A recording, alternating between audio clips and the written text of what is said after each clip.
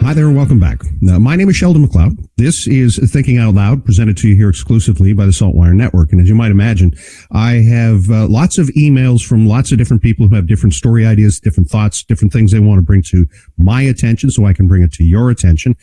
And that is how it goes today. In fact, this morning, a news release came to my inbox. Suicides reach record high in Nova Scotia in 2021. And this is something that I've spoken with this next guest in the past about. As a matter of fact, Dr. Simon Sherry is a professor in the Department of Psychology and Neuroscience, Department of Psychiatry, at Dalhousie University, as well as his private practice, Kruk Psychology. All of this is coming through from a data set that was released recently from the provincial government. And it is these are the numbers, the rates of suicide fatalities in Nova Scotia by year, sex, zone of residence, and again, just updated recently. And Dr. Simon Sherry is here to join us for the conversation. Dr. Sherry, it's nice to see you again. You as well, Sheldon. This is pretty heady subject matter, and obviously for folks who are looking for support, we'll give out a phone number in just a few seconds to tell people where they can go for said support. Tell me a little bit about why these statistics are alarming to you. Across the recorded history of Nova Scotia, this is the highest number of deaths by suicide observed to date. In 2020, our province actually experienced a decrease in death by suicide, our first meaningful decrease in some time. And that decrease was on par with other provinces in Canada and indeed mapped on to most of the developed Western world. It may have been that in the early stages of the pandemic, people came together and pulled together, and there was some social cohesion and a shared cause, and that protected against death by suicide.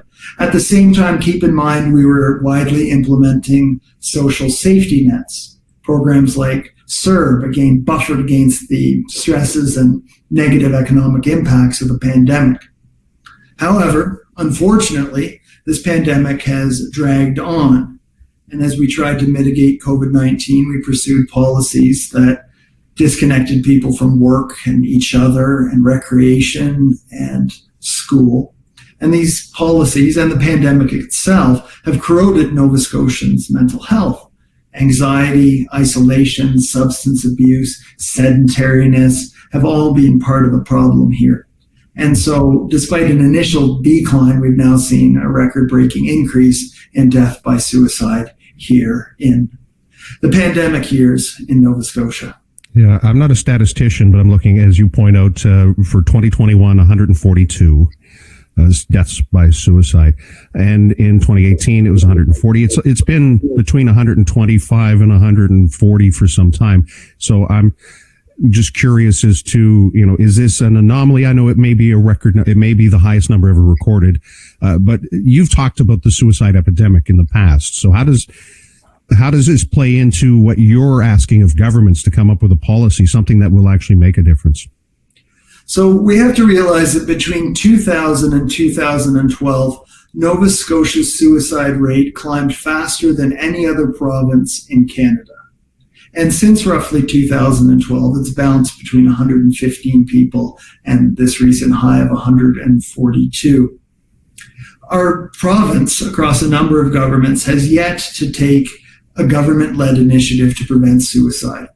In contrast, last week, the government of Quebec dedicated $65 million to the prevention of suicide in their province, and they publicly announced a target to reduce death by suicide by 10% within the first few years of this initiative. And whenever a government proactively puts in an effort, dedicates funds, establishes real timelines to reduce death by suicide, that is possible. These are some of our most vulnerable citizens dying unnecessarily because we don't have targeted prevention efforts led by our government here in Nova Scotia. And to that point, the provincial government of today, the Nova Scotia Progressive Conservative Party, has said that they wanted to enhance mental health supports, that they are looking to focus on that. Is anywhere in that documentation the word suicide appear from what you know? We have a suicide prevention strategy that was released by the previous government in 2020. Since the release of that document, it's just sat on the internet. So we need funds and timelines and goals to energize this document. I would also point out that generally improving the mental health of Nova Scotians is unlikely to have a substantial impact on death by suicide. Research would suggest that you need targeted, specific approaches to reducing death by suicide. For example, arguably the most promising means we have to reduce death by suicide in Nova Scotia or in Canada would be an approach known as means reduction. And when you undergo means reduction, you take out of the hands of potential suicide victims the means by which they can die by suicide. This could be, for example, putting up more barriers on our bridges if people are jumping off them. This can definitely be in our province, being more careful about the prescription of medication so we don't prescribe people lethal amounts of medications that they can then use to die by suicide. This would definitely be increasing access to care for people in the wake of a suicide attempt.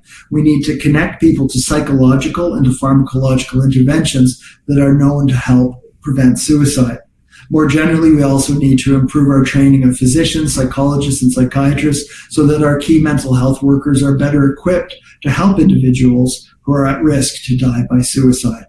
Yeah, I don't think you would perhaps argue with me that there have been times where people have sought out help within the medical system, but the acute system. They go to a hospital, they present, and perhaps they're turned away, as people would describe it, falling between the cracks or between the gaps. The conservative estimates, as it says here in your release, show roughly 20 people are directly and immediately affected by a suicide. That according to the Survivors of Suicide Loss Task Force from 2015. But is there any real way to predict or to know? And again, it's going to affect a large group of people, obviously, if this is the largest number that we've recorded. And I'm wondering about training and supports. And if we can't get the professional help at the time we need it, is this a call to action for family members who know of people who are perhaps struggling, who want support? I think your point about the wider impact of suicide is very important. Minimally 20 people are impacted by a death by suicide. So if you take the 142 people who died by suicide in our province, multiply it by 20, you're going to get 2,840 people who are going to be harmed substantially and in the long term by a death by suicide. And when somebody dies by suicide, in its aftermath is left guilt and shame and complicated forms of grief, depression, anxiety, a sense of responsibility, or maybe even blame. And what happens is one suicide leads to a much greater likelihood of another suicide. So if you know someone intimately and closely who's died by suicide, and that has impacted you negatively, you yourself are more than 2 to 4 times more likely to die by suicide. And that points to something important we need to be doing in our province. Not only do we need an effort at suicide prevention, stopping it before it occurs, but we also need to greatly improve suicide postvention. And this is providing people with supports and care and services in the aftermath of death by suicide. And oftentimes this involves family members who are left carrying the enormous burden of a loved one who's died by suicide. I won't say that I've had a lot of training, but I have spoken with experts, and I have been presented with a situation where someone presented to me to say that they had those suicide ideations. And it's a lot to digest to know that the appropriate question is, do you have a method? Have you thought through how this will happen? That seems counterintuitive, that people don't want to talk about it to begin with. But is that clinically sound? Is that advice that you would offer for someone who may be facing a situation where someone close to them's in that situation? One thing to consider here is that sadly, suicide ideation has become very common in these pandemic years. We've seen pre-pandemic about 2 to 3% of Canadians were experiencing suicide ideation. During the pandemic, research from my team up at Dalhousie suggested that number has jumped up to nearly 10%. So we've got a lot of people walking around a place like Nova Scotia or Canada seriously thinking about dying by suicide. Your point about reaching out is a critical one. Have the conversation, and it doesn't have to be fancy, but extend your care and concern. Convey to that person that they matter. And that sense of mattering is key, because oftentimes people who are vulnerable to dying by suicide have a profound sense of disconnection from other people, including a sense that they are a burden on others and unwanted by others. So the fact that you can reach out with kindness and humanity and offer connection is important. Beyond that essential human connection, it's also important to connect to that person to resources. That could be as simple as a 911 call or supporting someone in getting to an emergency room. We have a mobile mental health crisis service here in Nova Scotia. It's also helping that person get to a psychologist, a psychiatrist, a social worker, or another trusted mental health professional, or someone who can help, like a family physician.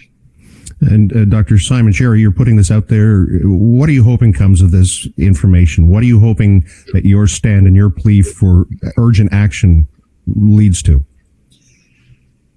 It's beyond time for our province to have a government-led initiative to prevent death by suicide.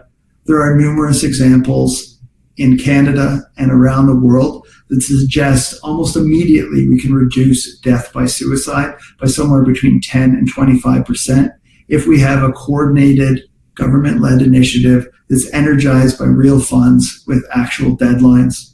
If Quebec's doing it, I see no reason why we can't here in Nova Scotia. It's beyond time for us to stop letting some of our most vulnerable citizens die unnecessarily by suicide. And if you or someone you know is in crisis, call 911 or Nova Scotia's mental health mobile crisis team at 1-888-429-8167. Dr. Simon Sherry, thank you so much for this. Thank you, Sheldon, for drawing attention to this enormously important problem.